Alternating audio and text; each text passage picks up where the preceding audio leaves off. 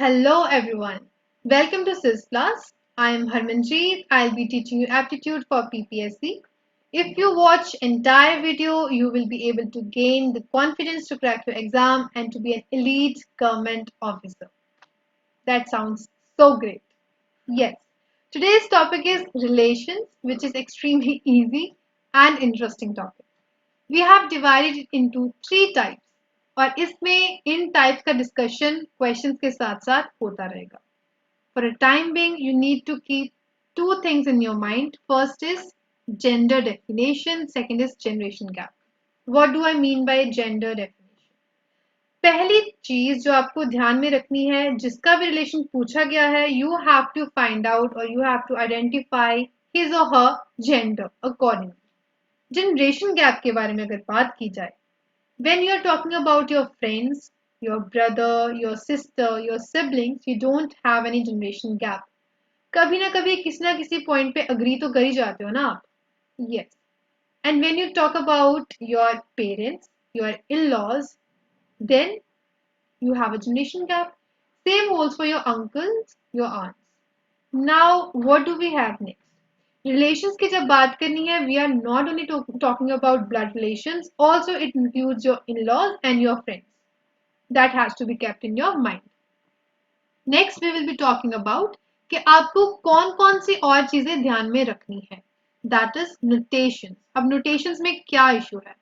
See, you need to identify कि आपको किस तरीके से किसी भी चीज को डिनोट करना है. Suppose मेल है, ये सारा वर्क आपका रफ में रहेगा. This is just for your own convenience. So you can use any symbol. For example, for a time being, I'll be using circle to denote males and rectangles to denote females. Same generation में आप use करोगे horizontal lines. ये रही वो horizontal line. Suppose these were two brothers और इनके बीच में जनरेशन गैप कोई नहीं है, so I am using one horizontal line. Talking about the married couples, we will denote it with the help of two horizontal lines. आप कुछ भी यूज कीजिए बट उसको याद रखिए that what you are using. Coming to the next thing, which is your question. जो जो information आपको मिलती जाएगी उसको हम प्लॉट करते जाएंगे. What do we need now? Neelam, who is Rohit's daughter? Okay, indicating Rohit with R. नीलम है कौन? डॉटर है रोहित की. क्योंकि एक जनरेशन का गैप आ रहा है, तो उसको मैंने वर्टिकली डिनोट कर दिया downwards. Neelam is a female, तो उसको रेक्टेंगल में रख दिया. We are done. Next we have Indu. Indu को मैंने आई से डिनोट किया. Now what Neelam is telling Indu that your mother Rita, mother की बात हो रही है तो एक जनरेशन हम upwards जाएंगे. Mother is a female, मैंने इसके लिए rectangle यूज कर लिया and initial यूज कर लिया RE for Rita. अब बात क्या और बताई गई है that Neelam's father और जो रीटा है वो क्या है? भाई बहन आपस में. Fine. Sister of Neelam's father. क्योंकि मदर का यहाँ कोई और जिक्र है नहीं, so now Rohit is going to be father of Neelam. इन दोनों में कोई जनरेशन गैप नहीं है, हॉरिजॉन्टल लाइन यूज कर ली हमने. और क्या इंफॉर्मेशन अवेलेबल है? Your mother Rita is younger sister of my father who is third child of Sohan ji.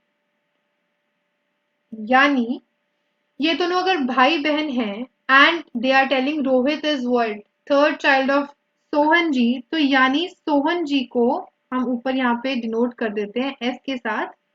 Definitely Sohan ji is going to be father of who? Rita. यहाँ पे अगर आप ध्यान दो, एक जनरेशन का गैप तो इंदु के साथ और सोहन जी का हमें रिलेशन फाइंड आउट करना है. एक जनरेशन का गैप तो जो फर्स्ट वाली वर्टिकल लाइन है यहां से आ गया +1, और दूसरा ये जो यहाँ पे वर्टिकल लाइन हमने यूज की थी +1. तो सोहन जी और इंदु के बीच में दो जनरेशन का गैप है. Fine. Now how we are going to deal with it? Options में चेक कीजिए. मैटरनल अंकल, फादर और फादर इन लॉ. फर्स्ट ही स्लाइड में आपको बोला है कि इन सब का आपके साथ किस टाइप का जनरेशन गैप होता है? +1, यानी सिर्फ एक जनरेशन का गैप है. तो ये तीनों ही ऑप्शंस आपके इसी बात से डिस्कार्ड हो गए हैं क्योंकि इनका हमें जनरेशन गैप चाहिए कितना था 2, but what we got is 1 only. So your answer is option C. इस चीज को आप ध्यान से देखिए. एक बार you will be familiar with how to plot और how to draw the family chart और flow chart, then you will be done with the questions very easily. Let's see. अब ये है कोडेड फॉर्मेट में. आपको कोड्स पहले define कर दिए गए हैं कि इनका क्या क्या मतलब है. उसके बाद पूछा गया है कि M is the maternal uncle of R. आपको आइडेंटिफाई करना है इनमें से कौन सा ऑप्शन करेक्ट होगा. पहला task to identify gender, second task to see कि जनरेशन गैप कितना है. चलो देखते हैं. जेंडर M का क्या है. मैटरनल अंकल की बात की जा रही है. मैटरनल मीन्स आपकी जो मॉम की तरफ के जितने भी रिलेटिव्स होते हैं उनको हम मैटरनल के साथ एड्रेस कर देते हैं. तो बेसिकली मामा जी की बात हो रही है. Fine. M is maternal uncle of R. So gender is what?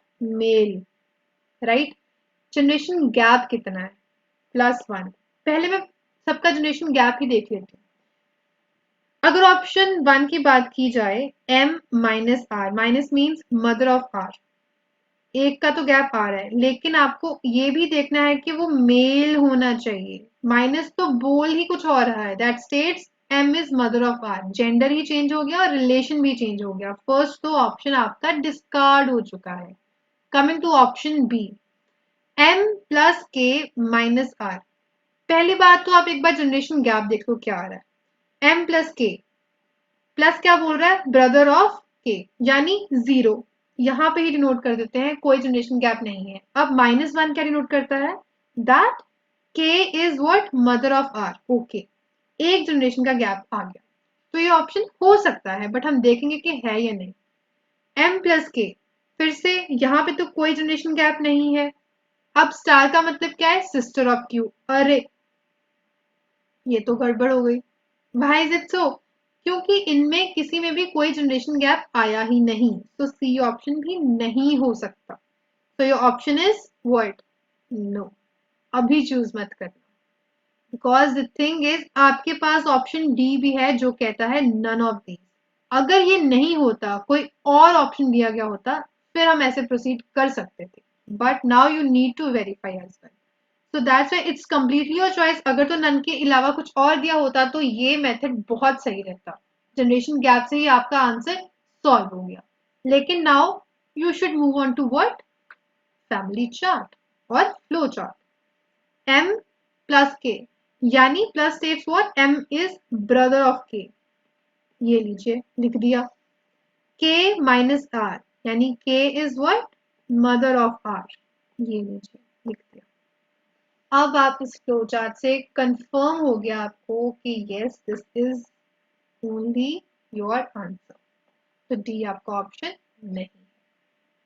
ऐसे आप प्रोसीड करोगे. अब ये दोनों टाइप के क्वेश्चंस हो गए हैं, कोडेड भी और वैसे जो वर्बली आपको दिए जाते हैं.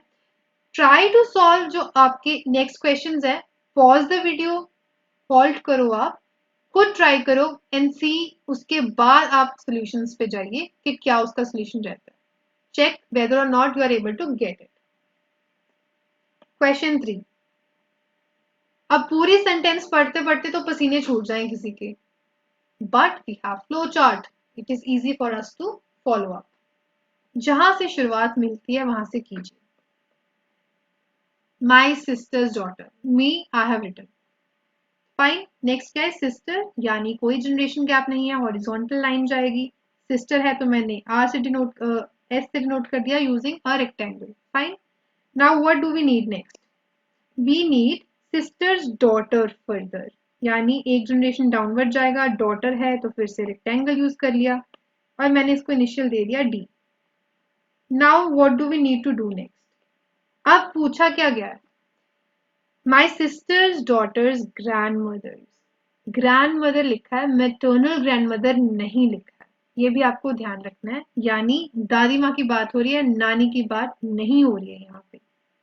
इट मीन्स जो भी मेरी सिस्टर है, to whomsoever she is married, उनकी मॉम की बात हो रही है यहाँ पे. तो एक जनरेशन अपवर्ड जाएगा बिकॉज मॉम मीन्स फीमेल. यहाँ पे मैंने रेक्टेंगल लगा दिया. अब क्या बोला गया है, अब इनके ऊपर हम पहुंच चुके हैं, अब यहां से आपको फर्दर देखना है। कहते हैं इनका ओनली चाइल्ड, ये रहा सन तो है ही, एक तो है ये, it means they are saying यही है बस। ओके, ओ से डिनोट कर दिया मैंने। उनका फर्दर वो बोल रहे हैं ओनली सन, इसका फर्दर सन की बात हो रही है, तो it means one hierarchy system down जाएगा, वर्टिकल लाइन डाउनवर्ड्स, और ये रहा ओनली सन। क्लियर? अब आपको फाइंड आउट करना है ये जो मी दिया हुआ है इसका क्या रिलेशन है with this sun.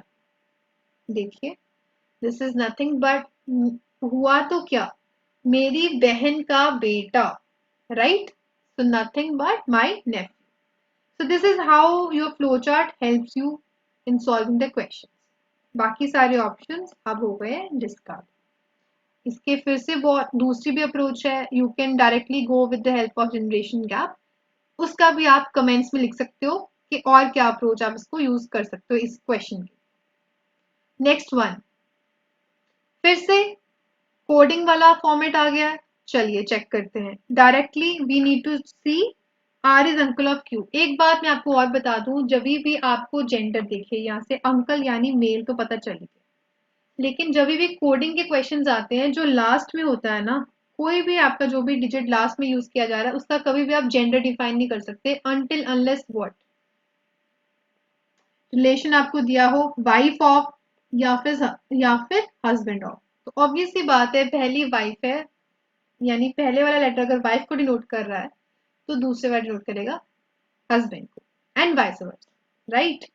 Now we will move on to question. अब पहला ऑप्शन तो इसी वजह से डिस्कार्ड हो गया क्योंकि हम नहीं आइडेंटिफाई कर पाएंगे कि उसका जेंडर कौन सा है, तो option A is wrong. Option B, क्या सिंबल का मतलब है यहाँ पे, चलिए, R is what, brother of P. Generation gap कोई नहीं है, अभी पी का कौन सा सिंबल है यानी मेल या फीमेल अभी पता चलेगा नेक्स्ट सिंबल की हेल्प से। P minus M, minus means father, P is father of M, ये लीजिए जनरेशन गैप आ गया।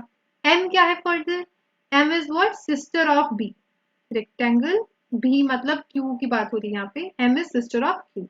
ओके, ये आ गया आपके पास जो आपको फ्लो चार्ट चाहिए था। Now you can see R is uncle of Q कैसे पता चल रहा है। ऊपर दोनों भाई हैं और भाई के फर्दर देखा जाए तो बच्चों की बात की जा रही है, so this is how Q is related to R, यानी यहाँ पे ये आ गए हैं पेटर्नल, यानी फादर की तरफ के जो रिलेटिव्स हैं उनकी बात की जा रही है। This is how R is related to Q. Yes, option B में ये चीज सेटिस्फाई हो रही है। कमिंग टू नेक्स्ट वन, ये रहा आर, पहली तो चीज सेम ही है, सिंबल सेम है, R is what, R is brother of P. अब नेक्स्ट सिंबल क्या है पी के बाद, delta, which says P is what, sister of, okay I have to use rectangle, P is sister of S, ये लीजिए denote कर दिया। S plus Q means S is what, mother of Q, ये लीजिए, this is how we have denoted it. अब आप देख सकते हो कि पेटर्नल की बात हो गई एंड मैटरनल की भी बात हो गई इस ऑप्शन में, यानी जो बहन का बेटा या बेटी है उसके बारे में बात हो रही है। जैसे मैंने आपको बोला लास्ट वाले का जेंडर आप डिफाइन नहीं कर सकते, तो it can be a girl और it can be a boy, लेकिन रिलेशन यही रहेगा। लेकिन फर्क क्या आया, ये है हमारे मामा श्री, तो ऑप्शन सी भी सेटिस्फाई हो रहा है। अगर सिंगल करेक्ट हो और आपका एक से ज्यादा ऑप्शन सेटिस्फाई हो रहा होता है, you have to choose for that option जो बेस्ट हो। इस वजह से इसका आंसर हो गया है D, that is both B and C. But अगर ये मल्टी करेक्ट क्वेश्चन होता then you would have gone for B, C as well as D. This is your final answer, option D. Fifth में क्या करना है, बहुत ही easy question, शुरुआत कर देते हैं। B says that his mother, his बोल दिया गया है यानी B is what, B is a boy. B says that his mother, एक हायरार्की ऊपर जाएगा, mother means female, ये लीजिए लिख दिया। B says that his mother is the only daughter of A's mother. पहली बात ओनली डॉटर और ये फाइनल एम डैश मदर, और लेकिन ये मॉम किसकी है? ऑफ ए, यानी ये रहा आपका, for timing I am denoting it like this. तो ये खुद में कैसे रिलेट हो गए?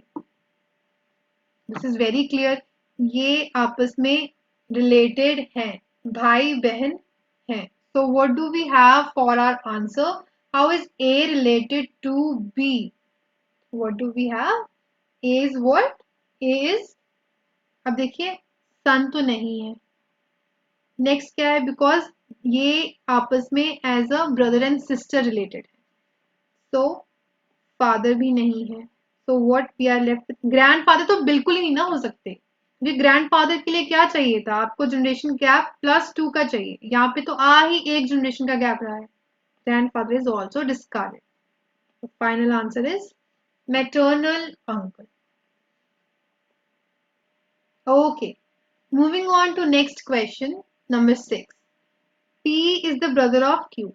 Okay, let's write P. इसके बारे में बोल दिया ये ब्रदर है, बाकियों का भी मुझे पता नहीं है, यानी ये मेल है फीमेल है, दोनों का अभी हमें कोई क्लू नहीं है। Coming to the next thing, क्या रिलेशन है? और S is mother of R, ये तो रेक्टेंगल नहीं है, ये लीजिए। और क्या पता हमें? T is P's father. Fine, let's check. खत्म, और कोई रिलेशन हमें नहीं पता। So what do we need to do? पहला ऑप्शन क्या बोल रहा है? Q is P's son. अब देखो डेफिनेटली ये तो हमें पता है कि P is P's son, right? क्योंकि हमें जेंडर ही डिफाइंड है। Q का और R का जेंडर डिफाइंड नहीं है अभी। So we cannot decide for a time being कि वो ऑप्शन करेक्ट है या नहीं। So डाउटफुल केस, तो हमेशा तो नहीं ट्रू हो सकता, क्या पता ये बेटी हो, यू डोंट नो। अगले ऑप्शंस पे चल के देखते हैं। T is Q's father, obviously T P के फादर हैं और P Q R आपस में रिलेटेड हैं, कैसे? सेम जनरेशन है, and they are what? P is what? Brother of Q and R. So definitely T is Q's father. तो ये ऑप्शन तो करेक्ट है, बट हमें ढूंढना कौन सा है? Can not be definitely true, but B option definitely true है। सी ऑप्शन पे चलते हैं। एस इज पीज मदर, अब यहाँ पे क्या प्रॉब्लम है ये देखते हैं। हमें ये डिफाइन नहीं किया गया that T and S are what? Married to each other, right? But एक चीज हमें पता है, P is what? Brother of R, और अगर P के पिताश्री पिताश्री T है और R की माताश्री S है, और ये दोनों भाई बहन हैं P और R, या भाई भाई हैं, तो definitely they are going to be married to each other. तो ऑप्शन सी में भी हमें कोई दिक्कत नहीं मिल रही है, that definitely has to be true. अब नेक्स्ट चीज क्या है अपने पास? P is S son. Yes, it is true. क्यों? Because T and S are married to each other. अगर वो T का सन है तो डेफिनेटली S का भी सन है। तो ऑप्शन जो आपका आंसर बनेगी that was cannot be definitely true. Option A. I hope this is clear to one and all. Okay, so question number 7 and your last question, ये आपके practice questions हैं. You can have a screenshot of both of these. Try to solve these questions and then write the answers जो भी आपको मिलते हैं in the comment box. और इनके आंसर्स वैसे हमारे टेलीग्राम ग्रुप, व्हाट्सएप ग्रुप्स में शेयर किए जाते हैं, so don't forget to join those groups as well and visit this site. ये जो जितने भी आपको प्रीवियस क्वेश्चंस हैं हमारी साइट पे मिल जाएंगे। Do visit www.stizplus.com and yes, if you have liked this lecture, don't forget to hit the like button, subscribe to the channel and press the bell icon so that आप कोई भी notification इसकी miss ना करो। Thank you so much.